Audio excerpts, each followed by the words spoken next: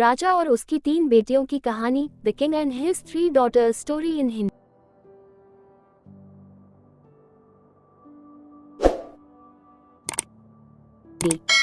बहुत समय पहले एक राजा था जो खुद के बारे में सोचता था कि वह बहुत ही नेक सोच, दयालु स्वभाव और दरियादिली है।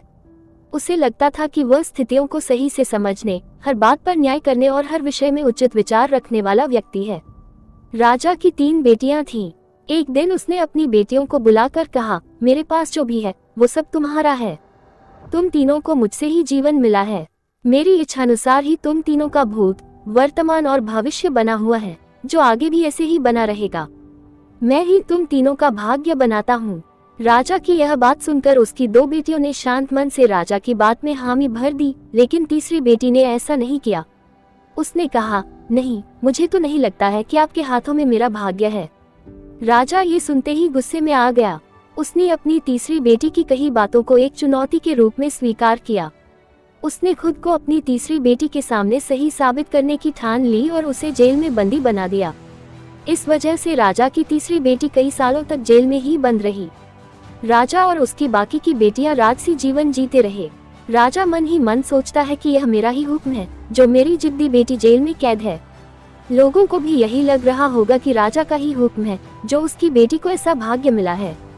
उसकी प्रजा के लोग भी यही सोचते थे।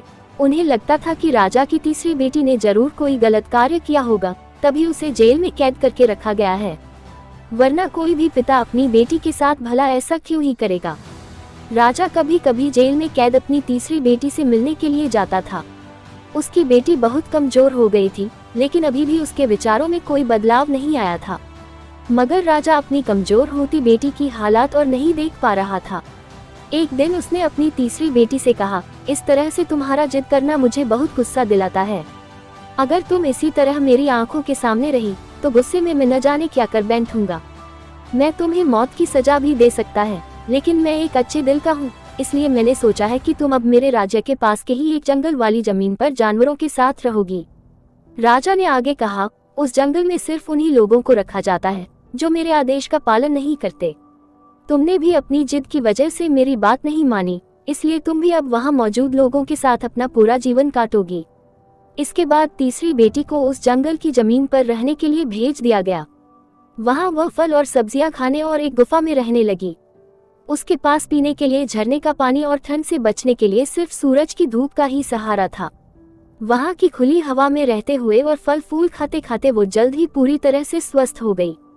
उसने वहां पर खेती करना भी शुरू कर दिया। गुफा को उसने घर की तरह सजा लिया था और खुशी खुशी वहीं रहती थी। एक दिन वहां पर एक भटकता हुआ राहगीर आ पहुंचा।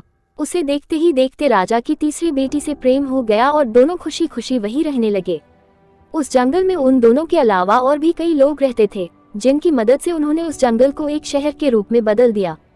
कुछ ही सालों में राजा की तीसरी बेटी और वो राहगीर उस शहर के राजा रानी बन गए। अब उनके शहर की चर्चा दूर दूर तक होने लगी। जैसे ही इसकी जानकारी राजा को मिली, वो उस जंगल में सब कुछ देखने के लिए पहुंच गया। जब उसने वहां की राजगद्दी पर अपनी बेटी को बैठे देखा और साथ में एक खूबसूरत युवक को, तो उसके होश उड़ गए। राजा की बेटी ने अपने महल में अपने पिता का पूरे सम्मान के साथ स्वागत किया। उसने अपने पिता से उसके बुरे बर्ताव व फैसल के लिए कुछ भी नहीं कहा। जैसे ही राजा वहां बैठा तो उसे एक आवाज सुनाई देने लगी, जो कह रही थी कि हर इंसान स्वयं ही अपना भाग्य बनाता है, कोई अन्य इंसान किसी और का भाग्य नहीं बना सकता। इसके बाद राजा को स्वयं ही अपनी गलती पर पछतावा होने लगा और उसने अपनी सभी बेटियों को अपने भाग्य से आजाद कर दिया। उसने अपनी तीनों बेटियों से कहा, भले ही तुम तीनों का भाग्य मेरे हाथों में है, लेकिन हर व्यक्ति खुद ही परिस्थितियों के अनुसार अपना भाग्य अच्छा व बुरा बना सकता है।